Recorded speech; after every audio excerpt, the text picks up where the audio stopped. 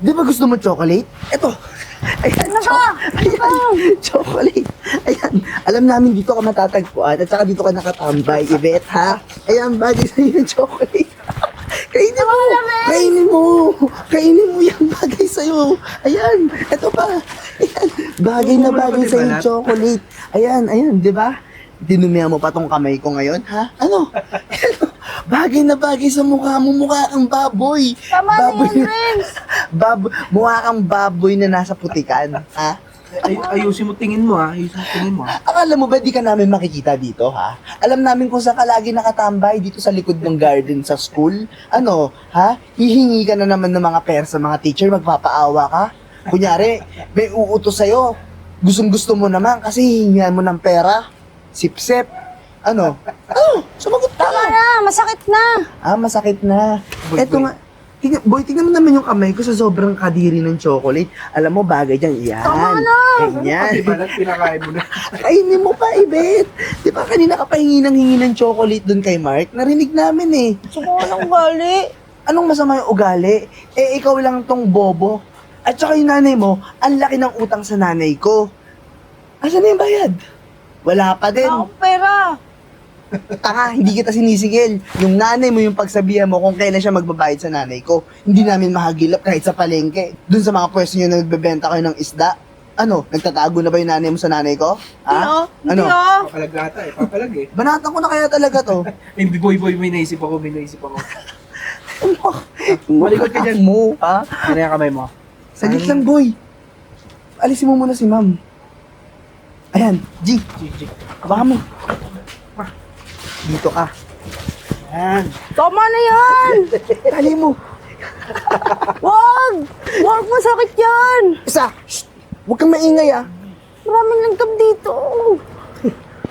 Huwag kang maingay. Tama na, Josh. Itali mo, Tantanan itali niyo mo. na ako. Wala naman akong ginagawang masama sa inyo. Sisipurahan kita. Tama na. Ayan. Yari ka ngayon. Boy. Aray. Ang Okay na yan. sakit. Okay na yan. Ayan. Hindi na makakawala yan. Ngayon, kakagating ka na lang ng mga langgam dyan sa puno. Ano? Ang galing niyo, Renz. Ilagay mo dito sa likod niya. Aray, wag. Aray, ang kuti. Aray, nangangagat eh. Tara na. Baka may pera. Wala ka pera. Ano to? Ang tawag mo dito? Akin yung bawang ko yan. Renz, wag. Ay, sandaan Bawang ko tayo. yan. Ano to? Susuntukin ko mukha mo. Manahimik ka. Diyan ka na sa mga antek. Tali mo nga ng maayos yan, boy. Akin ang bawang ko. Bakit kayo ah? Ano makita pa sa atin? Hoy! Josh! Renz! Hindi pumasok. Alam ko, tarantado, di ka na naman pumasok. Kinanap ka ni Ma'am Alfonso. Yogi, yun sabi mo. Wala, sabi ko, masama pakiramdam mo. May sakit ka. Ano, Dota? Mamaya, G. Kaso, hindi. Kaya nga ako nag-aabang dito kasi dito dumadaan yung nanay ni Ibet, di ba? May atraso yun sa airmats ko.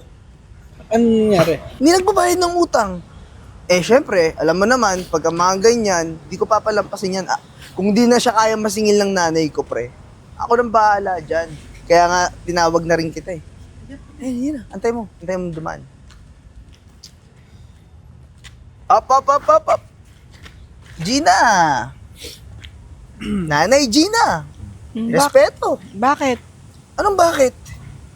Ba't di ka nagbabayad ng utang sa nanay ko?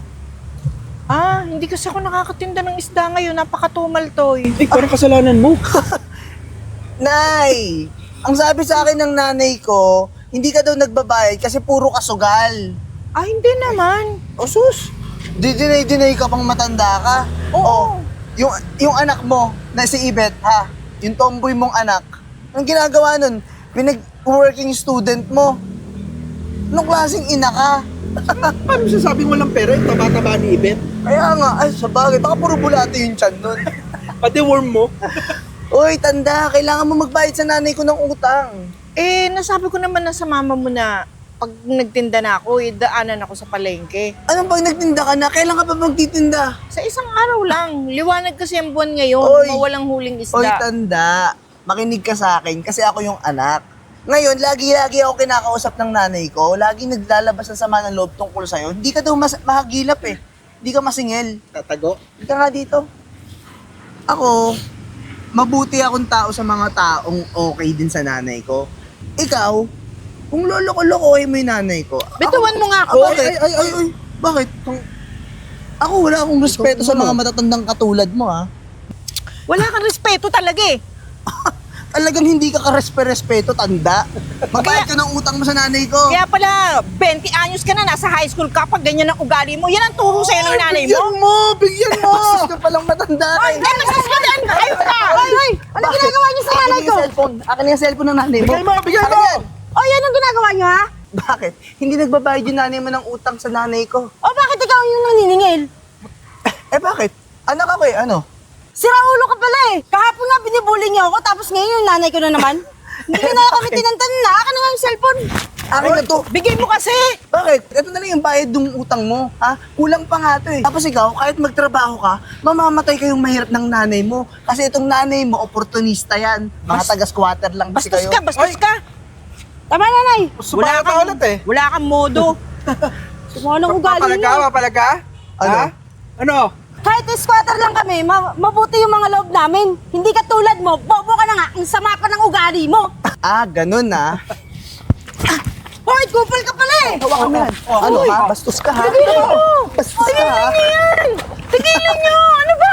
Anong bigyan mo? Magsama kayong dalawa. Mga hayop na mga to. Bet, talaga. Bet, sakit. Bet! Ay! Anong nangyari po, Nay? Binugbog siya ng dalawang estudyante yung nagtatakbo doon. Kilala niyo ba? Oo, Opo, mga classmate ko po yun, yung mga nambubuli sa akin, si Renza at saka si Josh po yun. Tulungan niyo po kami, kinuha pati yung cellphone namin, persahan. Nako, talaga yung dalawang yun, walang pinakatandaan. Tingnan mo! Ano, naka-uniforme pa yung isa?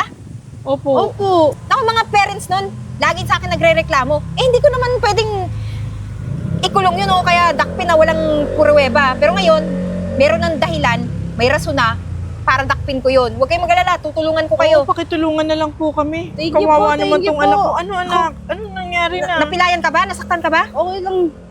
O sige, Sakit lang. huwag kayong mag-alala. Ang dami niyang galos. Oh, siya, kung gusto nyo, sumama na rin kayo. Hahabulin ko yung dalawang yun. Alam ko po kung saan sila nagtatambay. Tara, samahan ko na po kayo. Kaya mo ba, anak? Tara, Sige, tulungan kita. okay lang po. Tignan mo boy, ang bobo talaga nung nanay ni Yvette. Parang siya. Yung cellphone nila, hindi nila nilalagyan ng lock. Tignan mo, ang bilis natin ma-access. Matanda na yun. Bagay. Ano, benta natin?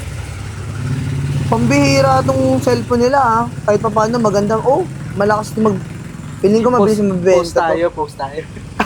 Naka-open pa yung Facebook, magpo-post kaya ako. Maganda ba ako? Oy, mga toy, parang 1 oras na ng gabi ah. Chip! Anong ginagawa nyo? Ano Chip? Lalaro lang kami ng ML. ML? Patingin nga ng phone mo. Ilobat na ako eh. Patingin. Ano, gusto nyo bang umabot pa tayo sa barangay hall o sa police station? Patingin. Sabi mo phone mo to. Hindi, Chip, babalik. Si Nanay Gina, naiwan nyo ata yan sa, Naiwan? Naiwan doon sa... O sinaktan nyo bago yun nakuha? Chip! Hindi namin sinaktan. Tanong mo si Yvette. Yvette, di ba hindi namin kayo sinaktan? Kinuhanin na lang yung chip. Hoy, kayong dalawa ha? Huwag niyo si Yvette. Ayan, ang dami pang galos. Oh. Ibet, magsabi ka ng totoo, binugbog ka namin o hindi? Hoy, Joshua, ang laki ng ulo mo. Ha? Magsisinungaling ka pa? At ikaw naman, laki ng mata mo. Ano ba? Gumagamit ka ba ng illegal na droga? Uy, Chip, hindi ah. Kahit itanong mo pa dyan kay Yvette. Di ba Yvette? Ibet, Hiniram lang naman namin yung cellphone ng nanay mo. Tama na. Hoy, kitang-kita ko. Ito si Ibet, nakabulagta doon sa kalsada. Alam kong kayo yung may kagagawa nun. Kayong dalawa ha? Ang tandaan nyo na, di ba? Kaya nga umabot kayo ng 20 anyos, nasa high school pa kayo kasi bulakbul kayo. At alam nyo ba, yung mga magulang nyo, laging sa akin nagrereklamo. Ngayon, nasa sakto na kayong edad, pwede kayong makulong. Uy, Chip, hindi kami makukulong. Hindi naman kami papakulong eh. Dapat lang makulong yung mga yan. Bakit? Ipapakulong mo ba kami, Yvette? Ibet, sumagot ka! Oo, chip. Ngayon, pagkakataon na para makulong yung dalawang yan. Kasi lagi na lang nambubuli, hindi na humihinto. Kung sino-sino na lang yung Binubuli nila, pati kami, pati nanay ko, dinadamay nila. Bakit? Anong ikakaso mo sa amin? Wala naman kaming ginawa ah. Maraming pwedeng ikaso sa inyong dalawa. Bakit, Chip? Anong ginawa namin? Wala naman ah. Pagnanakaw, dahil sa eh, cellphone na kinuha nyo, Hindi namin kinuha. Ayan, no, nasa kanya. at assault. Kaya kayong dalawa, humanda kayo, maghaharap tayo doon sa police station. Wala kang pruweba, Chip. Ano? Ano ang pruweba mo? Alam nyo, kahit ganito lang ako, iisihin nyo ako dahil babae akong pulis? Hoy, may CCTV doon at pwede akong kumuha ng access. At kayong dalawa, masisiguro CCTV kung ba doon? mabubulok kayo sa Chip. kabilangguan. Uy, eto, siya lang Chip, naman. Chip, sasabihin ko na yung totoo. Pinilit niya lang talaga ako. Actually, binubugbog din ako nito. Pwede po ba magreklamo rin ako? Anong binubugbog? Ibet, di ba tropa tayo? Anong tropa? Hindi si tayo Josh- tropa. Hoy, huwag mong hahawakan to ulit ha. Kasi pwede pa kitang kasuhan. Harassment. Kaya magpirmi kayo dyan. Hindi kaya, punta na lang tayo sa police station. Kayong dalawa. Para doon na tayo harapin din ng mga magulang nyo. Chip, malapit na ako gumraduate eh. Wala akong Ito yung pakialam. pangarap ko. Graduate mo na kayo sa kulungan. Ano ba? Huwag ka na tatakas. Chip, ito na lang isama mo. Tara Gagraduate na. na ako. Chip. Ano? Ibet, maawa ka Chip, naman sa talaga yun akin. eh. Sige na, dyan lang kayo. Tatawag ako ng patrol. Sige na, Nay. Bet, mauna na kayo. Thank you po, Chip. Ang bahala dito. Bahala kayo dyan. Chip, maraming salamat ha. Nakulong na si Josh at saka si Renz. Tapos nakuha na rin yung cellphone ng nanay ko. Nako, huwag ka mag-alala. Yun naman talaga yung tungkulin ko. Tsaka ginagawa ko lang yung trabaho ko para makatulong din sa mga taong inaapi. At saka, Chip, malaking bagay itong nangyari ngayon. Kasi sa araw-araw ba naman ang papasok ako ng school, komportable na ako. Wala na akong iisipin na mapapahamak ako. At saka kahit na maglakad lang ako dyan sa daan, alam ko, safe na ako kasi wala na yung nambubuli sa akin. Nako, ganun ba? Pero masaya rin ako na nakulong sila para pagbayaran anumang kasalanan yung ginawa sa inyo. Pati sa nanay mo. Pero alam ko rin na darating ang panahon, makakalaya sila. Kaya meron akong gustong i-offer sa'yo. Kasi balita ko, next month, graduation yun na. So gusto ko, dun ka mag-apply sa company ko. O huwag ka na mag-apply, kukunin na kita. Talaga, Chip? Oo naman. Alam mo ba yung gusto kong trabaho na i-offer sa'yo? Ano po yun, Chip? Ganito kasi yon. Gawa ng babae ako, pulis. Alam kong may mga tarantadong tao na gagago din sa akin. Baka pagtripan ako. Kaya naisipan ko tong negosyong to. May gym ako, tsaka hindi lang yun.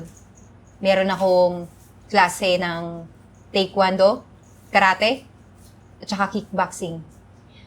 Siyempre, naisip ko yun na gawing business ko para maging depensa. Maging marunong ako kung paano kumarate, paano kumalaban kung ako'y hinarap na ng mga tarantadong tao dito sa atin. Kaya yun ang gusto kong ibigay sa yung trabaho. Tsaka malay mo, balang araw, ikaw rin magkaroon ka ng sarili mong company na kagaya nun.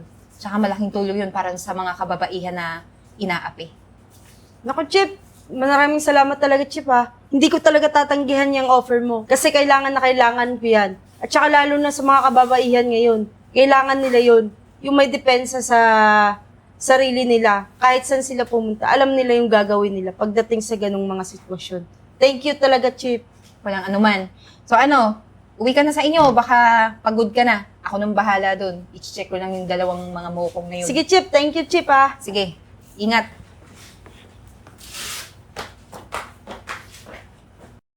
Alam mo anak, sobrang proud ako sa'yo. Ang saya-saya ko.